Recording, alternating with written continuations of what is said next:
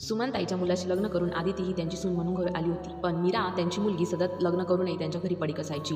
ती सतत मीराच्याबद्दल आईच्या कानात कुणकुण करत असायची. मीराचे गाणाने कधीच संपत नव्हते. आदिती मात्र आपल्या कामाशी काम ठेवायची. ती घरातील सर्व कामे करूनही मीरा तिच्याशी दुश्मनासारखी वागायची. एक दिवस ताईंनी आपल्या सुनेला कपाट आवरण्यास सांगितले. आदितीने होकार दिला. तिने ताईंचं कपाट अगदी स्वच्छ आणि नीटनेटकं आवरलं. ती किचनमध्ये काम करण्यासाठी गेली असता मीरा लगेच आईच्या कपाटामधून दागिने काढण्यास आली आणि ते दागिने घेऊन ती बाहेर निघून गेली.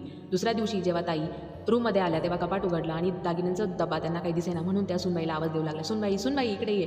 तेव्हा आदिती पळत पळत आईंकडे गेली. आई काय झाले?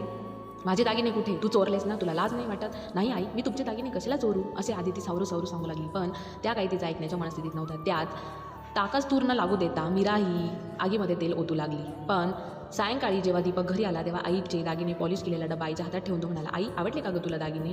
सासूबाईंना काय कळायचे ते कळून गेले आणि त्यांनी आदितीला जवळ बोलावून घट्ट मिठी मारली आणि म्हणाल्या, सुनबाई मी इतका मोठा तुझ्यावर आरोप लावला पण तू काही मनाला लावून न घेता मोठेपणाने मला माफ केलं.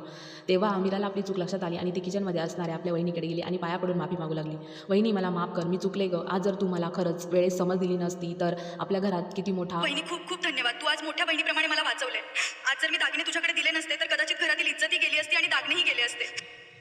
तेव्हा वहिनीने मोठ्या मनाने तिला माफ केले आणि म्हणाली, बाळा तू करत होती ते चुकीचं करत होती, फक्त तुला ते समजत नव्हते. तुझा नवरा तुझ्याकडून फक्त पैसे उकळण्याचे काम करत होता हे तुझ्या लक्षात येत नव्हते. आपल्या घराची इज्जत आपणच वाचवणे महत्त्वाचे आहे ना, बरोबर की नाही? तेव्हा सासूबाई आणि नणंदबाई तिघीही त्या एकत्र राहू लागल्या आणि स्वखुशीने तिघींनीही मनोभावे आपले नाते स्वीकारले होते. घरामध्ये भांडणतंटे तर होतच असतात, पण घरातील नात्यांची किंमत जाणून त्यांची इज्जत वाचवणे हेही आपले कर्तव्य तितकेच आहे, बरोबर की नाही? अशाच कथा तुम्हाला आवडत असतील तर चॅनलला सबस्क्राईब करून व्हिडिओला लाईक आणि शेअर कमेंटसुद्धा नक्की करा. धन्यवाद.